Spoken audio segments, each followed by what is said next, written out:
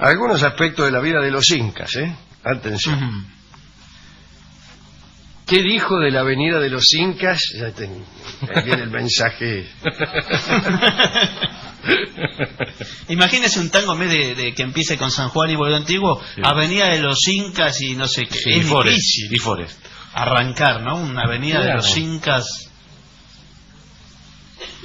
Claro, San Juan y Boedo es una esquina un poco encajosa.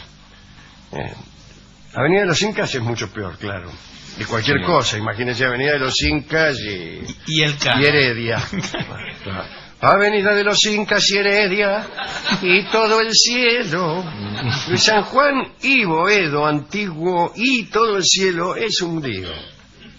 Es un lío. Ya una esquina es siempre un lío, pero convengamos que hay esquinas que están fenómenas. Incluso Corrientes y Esmeralda, que tiene bastantes sílabas. ¿Cuál es la ventaja de Corrientes y Esmeralda? Es un octosílabo. Es un octosílabo que es casi la lengua natural de la poesía popular. La lengua natural de la poesía popular, el metro natural es el octosílabo. Por eso Corrientes y Esmeralda funciona bien, Nazca y Tequendama funciona bien, pero Avenida de los Incas y Álvarez Tomás es horrible.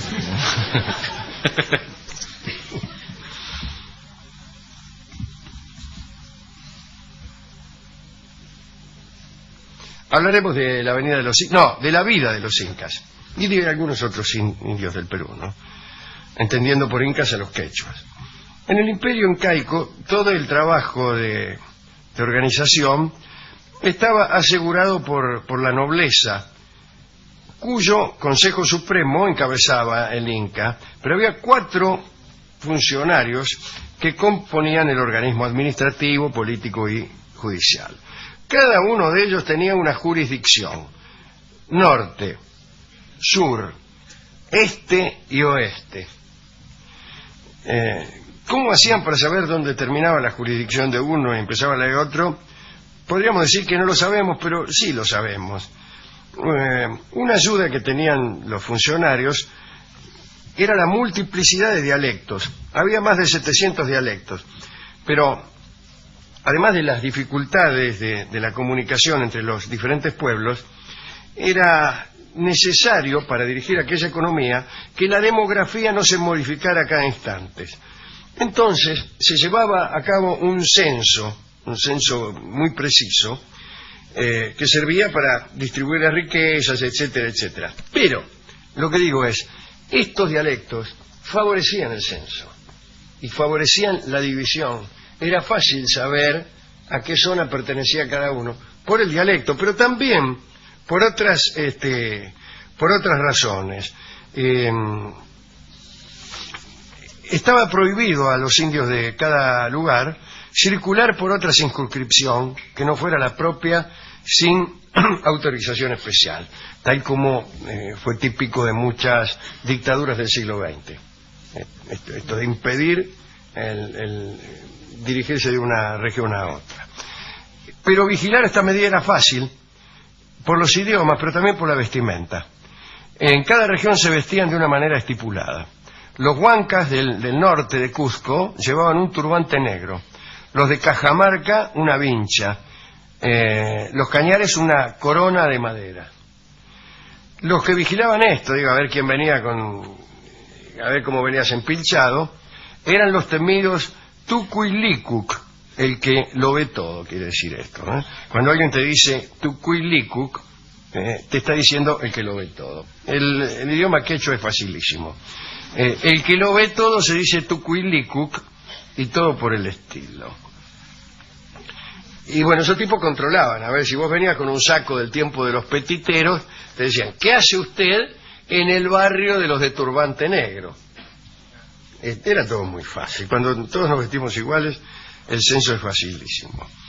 Bueno, entre aquellos 700 dialectos, había 3 lenguas que los españoles calificaron como generales: el quechua, el aymara y el uru. Este último ya estaba en decadencia. Los lingüistas observan que el quechua y el aymara son idiomas muy aglutinantes. Con una sola palabra pueden expresar una frase. Por ejemplo, De la raíz ali, que significa planta en aymara, derivan 82 voces y cada una puede expresarse con una sola palabra. Por ejemplo, ser una planta en bello crecimiento puede ser una palabra, ¿no?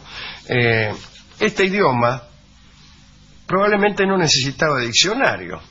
Algunos audaces filólogos han dicho que el aymara es la lengua madre, no la lengua madre de los incas, sino del género humano, aquella que se hablaba antes del episodio de la Torre de Babel. Algunos locos como Anfrau de Torón han descubierto esto.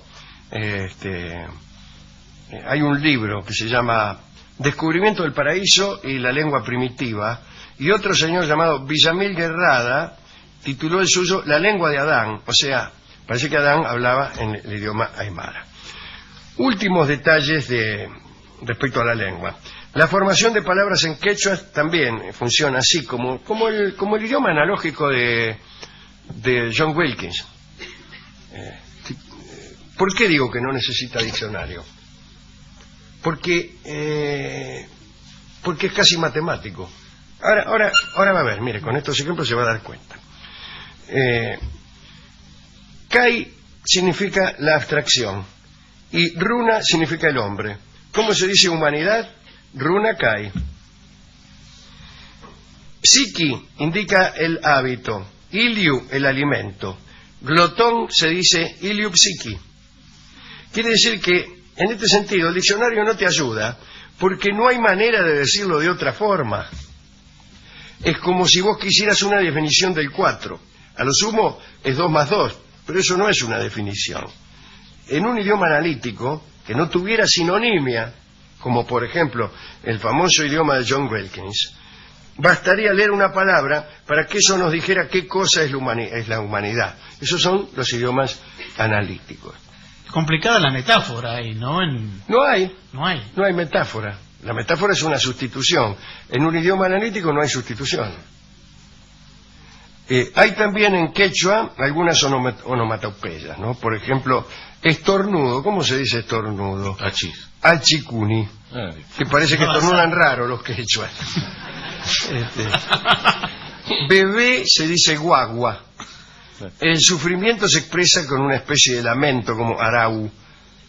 En aymara ciertos pájaros tienen por nombre la imitación de su canto como cochichi. Es como hablarle a un bebé, ¿no? Sí. En el caso de un bebé. Está bien, me gusta este. Hay un pájaro que se llama leque leque.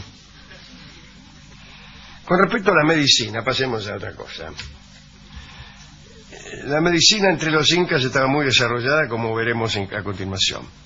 Había una serie de procedimientos empíricos, pero también ritos mágicos, que estaban a cargo de hombres marcados por un signo irrecusable, que podía ser la ceguera, la falta de algún miembro, etcétera. Pero había algunos grupos entre los cuales no eran necesarias esas marcas, ya que se transmitían sus secretos de padres a hijos. El más célebre de estos pueblos fue el de los Colaguayas, al nordeste del lago Titicaca. Este pueblo proveía de curanderos a la corte del Inca para luchar contra algunas enfermedades específicas que causaban estragos en aquella región. Por ejemplo, la verruga y el uta, que en idioma analítico ya sabemos lo que quiere decir. La verruga provocaba fiebre y terribles hemorragias. El uta era una clase de lepra que te corroía el escracho, el rostro, y exigía la extirpación de las zonas contaminadas, por ejemplo la nariz y los labios. Existían remedios para todos los males, la farmacopea vegetal, la coca, pero también se utilizaban algunos animales como remedio, la carne del pájaro mosca, que era una especie de colibrí que había por ahí, ¿no? Era usada contra la epilepsia, la vicuña contra los males de la vista, el caldo de un cóndor joven contra la locura y los insectos chuki chuki, luego de hervidos, contra la verruga. Como se ve, había un remedio para cada mal. Lamentablemente no surtían efecto, pero había un vademecum de una gran extensión. El hombre mismo aportaba su contribución, sobre todo, disculpen ustedes, mediante los orines. Orine que viene el médico. Cada familia guardaba en un recipiente el líquido amoniacal y se usaba en forma de fricción contra las jaquecas. No. ¿Le duele la cabeza? No, deje, no. Ya se me pasó. También se usaban los orines como calmantes contra los males de dientes. Recuerden a los romanos que se lavaban los dientes con orines y según parece preferían los que venían de España. Mira. Por los salamines, más ricos. Y también se lavaban, ya no en Roma, sino aquí, entre los quechuas, con estas aguas menores lavaban a los bebés afiebrados. Para las mordeduras, no sé de qué, probablemente de bebés afiebrados, ¿no? Se recurría a los excrementos. Y para el envenenamiento, a las cenizas de pelo. Usted quemaba pelo y se lo tomaba con un fermento de frutos, y si lo habían envenenado, eso lo curaba, o si no, lo terminaba de envenenar. Bien, las dietas, las purgas, los emplastos y las sangrías constituyen una terapéutica corriente.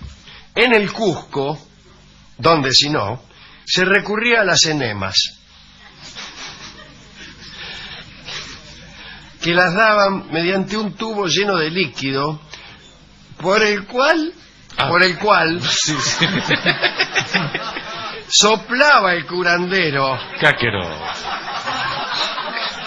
Desde ya había también oraciones, sacrificios y expulsión de malos espíritus. Sí, otras cosas. Sí, pero solo recurrían al hechicero cuando las medidas anteriores resultaban ineficaces. O sea, siempre. El hechicero parece que transfería el mal a una cosa inanimada, ponerle una piedra. Esta operación se hacía de la manera siguiente. Atención, las amas de casa. La zona donde se localizaba el dolor era frotada por una prenda del mismo enfermo y luego se destruía la prenda y se suponía que la enfermedad pasaba a esa prenda. Te quedaba enfermo el calzoncillo. A veces el curandero lamía la parte dolorida. Lambía sería mejor.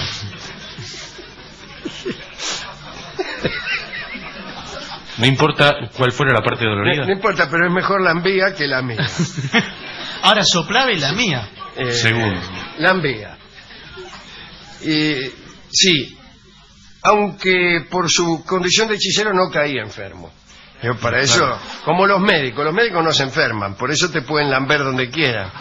Digo, te pueden curar o tocar, para eso son médicos. Ahora, el problema se hacía muy difícil cuando se enfermaba el Inca, porque el Inca era la representación viva del pueblo. Por consiguiente, la culpabilidad que entrañaba el mal que el Inca sufría tomaba un carácter colectivo. Y para curar el mal del Inca, toda la población se sometía a ayunos, ofrendas, sacrificios y purgas. En Cusco existía un método de purificación colectiva llamado situa, y allí, trasladaban a los enfermos, a los inválidos y extranjeros fuera de la ciudad y no podían volver hasta que no terminaran las ceremonias. Entonces, los habitantes de buena salud observaban un ayuno riguroso durante 3 días y se lavaban metódicamente.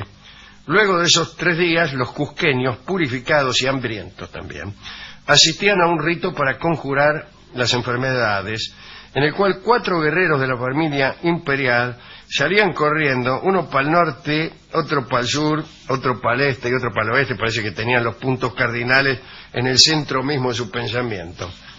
Al paso de estos guerreros, los habitantes sacudían sus vestidos y se frotaban vigorosamente el marote, porque de este modo sacaban los malos gérmenes y los arrojaban al camino para que los guerreros los sacaran fuera de la ciudad. A esto le llamo yo higiene. Último aspecto, la justicia. La ley del Inca era implacable por su carácter divino y así su violación constituía un sacrilegio. Pero las penas eran más suaves para los miembros de la nobleza, porque se suponía que cualquier sanción alcanzaba a este hombre en su prestigio. El insulto de los jueces era un castigo muy severo para el noble y absolutamente insignificante para un gil como uno. Las sentencias se dictaban apenas terminado el interrogatorio. A veces se recurría a la tortura para arrancar confesiones, no había apelación, existían mazmorras, y muchas crónicas describían celdas llenas de animales salvajes que funcionaban como una especie de ordalía. O sea, el acusado que se mantenía vivo más de 48 horas ahí dentro era considerado inocente. En un manuscrito, el cronista Poma de Ayala dio una lista terrible de castigos. Para la plebe, la pena de muerte era por horca o lapidación. Delitos contra los bienes del imperio eran operados muy severamente. Quien destruía un árbol frutal o rompía un puente era condenado a muerte sin juicio previo. Y cosas curiosas del mundo. El otro día hablamos de Manco Cápac y de la fundación mítica del imperio, y ahora algunas costumbres. Desde luego, hemos elegido las más pintorescas, o las que nos parecen más pintorescas, como si las nuestras no lo fueran también, ¿no? Vamos a escuchar a Jaime Torres y Ariel Ramírez. Yo creo que es un bailecito que se llama La Cochabambina, y que para nombrarlo hay que pensar. Escucharemos entonces La Cochabambina en la versión de Jaime Torres y Ariel Ramírez.